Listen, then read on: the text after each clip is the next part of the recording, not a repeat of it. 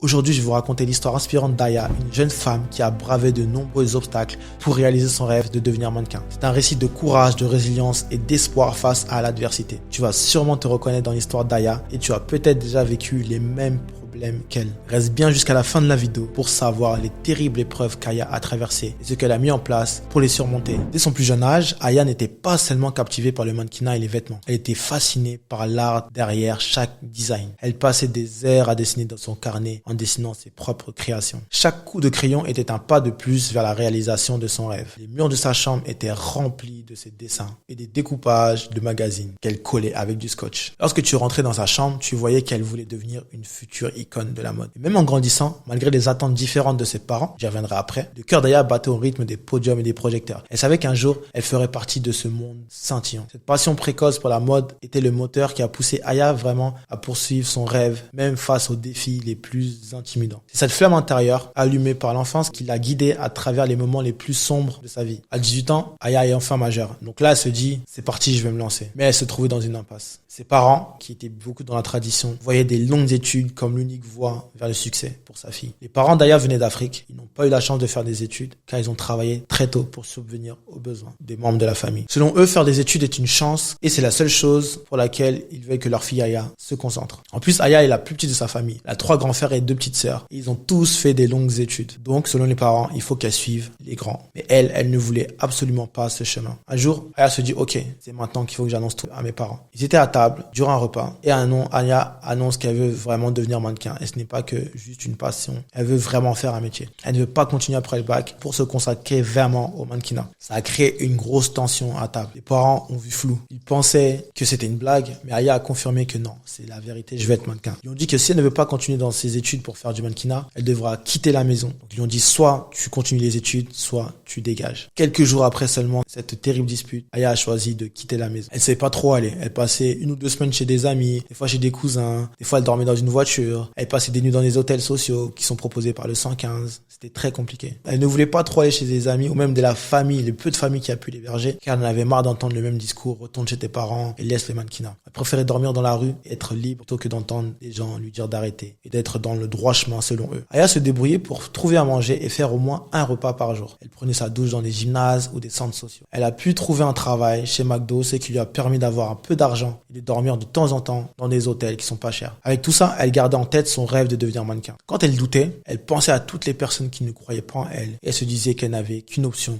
réussir. Un jour au mois de novembre, Aya aperçoit une annonce pour un casting de mannequin. C'était l'opportunité qu'elle attendait. Ce casting-là était organisé par une agence qui recrutait justement des mannequins. Elle s'est dit bon, pourquoi pas moi tenter, de toute façon j'ai plus rien à perdre, je suis à la rue. Donc elle s'est préparée avec le peu de vêtements qu'elle avait. Elle a réussi à se débrouiller, prendre sa douche, aller au marché acheter quelques crayons pour se maquiller et prendre une tenue très simple, donc un leggings noir avec un débardeur et avec son petit manteau rouge. Et elle s'est rendue à ce casting-là. Elle voulait vraiment gagner. Pour elle, c'était sûr qu'elle allait être prise parce que ça pouvait changer sa vie. Donc Aya est partie à ce casting-là. Il y avait beaucoup de monde. Donc quand ça arrivait à son tour, elle était tellement déterminée. Donc dans sa démarche, dans sa posture, ils ont vu qu'elle était super déterminée. Ça, c'est ce qu'elle m'a dit après. Elle a réussi son discours. Elle a réussi l'épreuve de la marche. Elle était grande. Elle faisait 1m81. Après le casting, elle a vu le sourire sur les jurys. 2 ou 3 jours après, elle a été appelée par les jurys qui sont des agents de l'agence, des bookers de l'agence qui lui ont dit « Ok, c'est bon, on te prend ». Elle était extrêmement contente. Elle a pleuré de joie parce qu'elle s'est rappelé tout ce qu'elle avait vécu. Les moments de l'embrouille avec ses parents à table, quand elle a été dehors, quand elle a dormi dans les voitures, dans le froid, quand tous ses amis lui disaient d'arrêter, de retourner à l'école. Et elle se rappelait de tout ça. Et là, elle a éclaté en sanglots. Mais ça a été un gros soulagement pour elle. Elle se dit maintenant, il faut pas que je lâche. C'est le début. Ensuite, Aya a eu la chance de pouvoir faire des castings pour la Fashion Week de Paris. Et un de ses rêves va enfin se réaliser. Elle a été sélectionnée pour faire 3 défilés durant la Fashion Week. Elle continue à vivre dans les hôtels et à travailler au McDo. Donc, elle s'est rendue justement à ces castings. Elle a été sélectionnée pour la Fashion Week. Donc, elle s'est rendue au rendez-vous pour travailler avec la Fashion Week. Donc, elle était dans les coulisses avec les autres mannequins. Elle rigolait, elle dansait, elle faisait des snaps, des stories. C'était incroyable pour elle. Il y a eu comme quelques répétitions aussi, les essayages, ça aussi incroyable, plein de stories. Elle ne croyait pas ses yeux tant qu'elle n'était pas montée sur le podium le jour J, elle n'y croyait pas. Et lorsque ça arrivait, c'était incroyable. Elle a dit oui, c'est vraiment moi, c'est vraiment qui a réussi à défiler pendant la Fashion Week. Et les 3 défilés se sont super bien passés. Elle a pris des contacts soit des photographes, des stylistes, des maquilleuses, des designers, les autres mannequins. Incroyable pour elle. Et là, elle sentait que c'était le début d'une nouvelle vie. Elle me parlait souvent du podium quand elle a commencé à marcher en talons. La seule chose qu'elle voulait pas, c'est tomber. Et elle a réussi. Elle n'est pas tombée. Les lumières étaient projetées sur elle. Elle voyait le regard du public, les téléphones sur elle,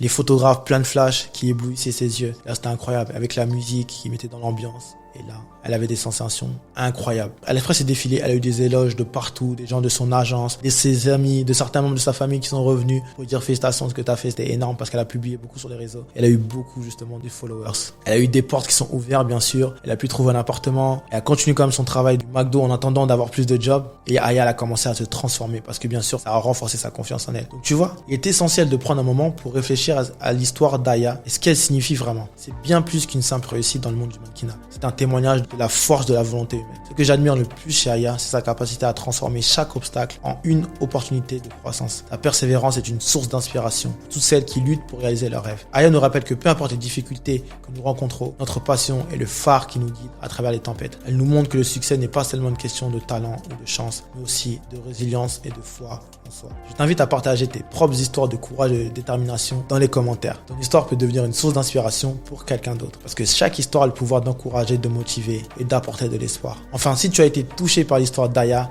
like cette vidéo, partage-la, abonne-toi pour plus de contenus qui t'inspireront autant. Mais n'oublie jamais, tes rêves sont précieux. Avec de la passion, de la persévérance et un peu de courage, tu peux les rendre réels. Je te dis à bientôt pour des nouvelles histoires inspirantes.